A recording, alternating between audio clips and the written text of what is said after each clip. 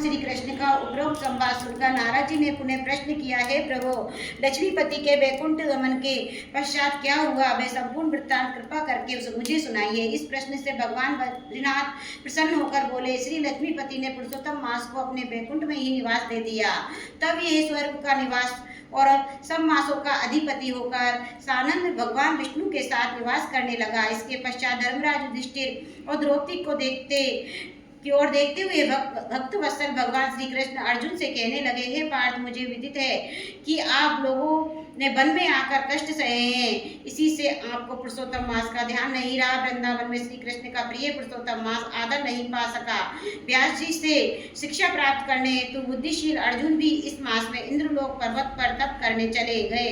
इसके विक्षोभ से दुखी होकर आप लोगों ने भी अज्ञानता में ही इस पुरुषोत्तम मास का व्यतीत होना ही जाना। यह सब भाग्यवश ही हुआ है। अब मैं आपको दुखों से दूसरे कारण को इतिहास के साथ कहता हूँ, तुम ध्यान लगाकर सुनो। बोलो श्री कृष्ण बोले, यह द्रौपदी पूर्व जन्म में एक विद्वान ब्राह्मण की पुत्री थी। बाल्यावस्था बीतने पर यह युक्ति हुई, इसके नेत्र बड़े सुंदर हो गए और रूप निखर गया। ये चतुर्गुणी और अत्यंत सुंदरी थी तथा एक पिता की अति प्यारी थी। पिता ने उसे पुत्र की भांति पाला पोसा था और कभी उपेक्षा नहीं की थी। वह साहित्य, शास्त्र तथा नीति से पूर्ण निपुण हो गई थी। माता की मृत्यु पहले हो गई थी, इसमें उसे पिता नहीं पाला था। पड़ोसियों और सखियों का सुख देखकर वह भी पति और पुत्र आदि की कामना करने लगी। विचार करती रहती की थी कि ऐसे गुणी और भाग्यशाली पति और पुत्र आदि मुझे किस प्रकार प्राप्त होंगे। उस जन्म में इसके विवाह की व्यवस्था इसके पिता यहीं कर पाए, इसीलिए समय यही सोचती रहती थी कि अब क्या किया जाए, किस देव की उपासना की जाए, किस मुनि के समीप जाऊं, कौन सा तीर्थाटन करूं। मेरा भाग्य क्या सोया हुआ है, कोई मुझे क्यों नहीं करता।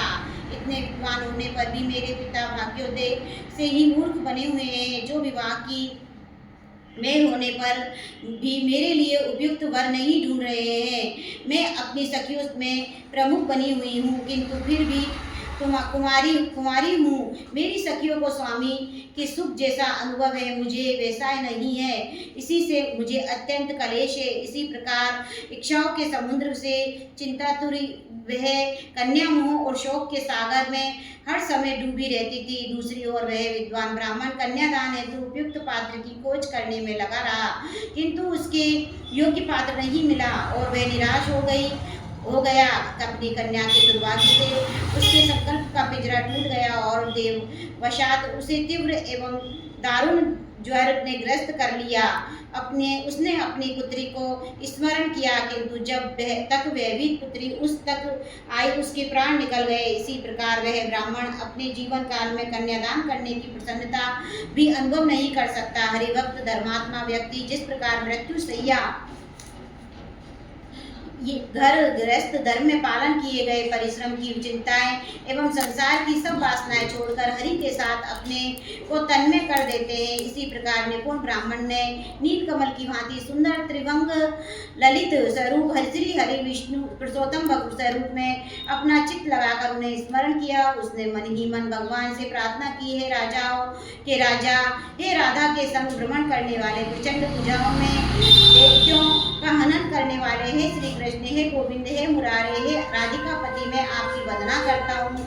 हे नाथ ऋषिकेश के मैं आपकी वंदना करता हूँ। मुझे अपनी शरण में ले लो। मृत्यु सैया पर पड़े उस ब्राह्मण के वचन, ऐसे वचनों को सुनकर भगवान के लोक में उनके पार्षद आ पहुंचे और मृतक की आत्मा को लेकर भगवान के चरण कमलों में प्रस्तुत कर दिया। अपने पिता को मृत पाकर वह कन्या आहा करके रुदन करने लगी। पिता के शरीर को गोद में रखकर वह वरुण विलाप करने लगी, हाय पिता, अपनी पुत्री को सुख से रखने वाले कृपालु, मुझे आप किसके आश्रय छोड़ गए हो। मुझे पुत्रहीन की अब और कौन रक्षा करेगा। न मेरा कोई भाई है, न मेरा कोई कुटुंबी जन है, मेरी तपस्विनी माता भी तो नहीं है। हाय, मेरे भोजन वस्त्र की चिंता कौन करेगा। हे पुत्री को प्यार करने वाले पिता, तुम बिना मेरे विवाह किए हुए मुझे कहाँ छोड़ दिए। हे तपोनिधि, लौट कर यहाँ आओ। इस प्रकार अश्रु बहाती हुई वे ब्राह्मण बालिका बारंबार रुदन करती रही। उसका ऐसा करुण रुदन सुनकर उस वन में निवास करने वाले अन्य ब्राह्मण सोचने लगे कि ऐसे करुण स्वर में कौन रोता है। तो पता लगा कि ब्राह्मण की पुत्री रोती है, उसका पिता मृत्यु को प्राप्त हो गया था। सो सब एकत्रित होकर विलाप करते हुए उस ब्राह्मण बालिका के निकट पहुंचे और रुदन करने लगे। अंत में उन्होंने उस बालिका को गोद से मृतक शरीर को उठाया और कष्टादि से चिता बनाकर शिवालय के निकट शमशान में उसकी अंत्येष्टि कर दी। इसके पश्चात दुखी ब्राह्मण बालिका को धीरज बंधाकर सब अपने अपने निवास स्थानों पर लौट आए। बालिका ने पिता के सभी और्ध्व दैहिक विद्वानों में यथाशक्ति व्यय किया और उसी वन में अपने पिता विच्छोह से दुखी रहने लगे। बोलो पुरुषोत्तम भगवान की जय।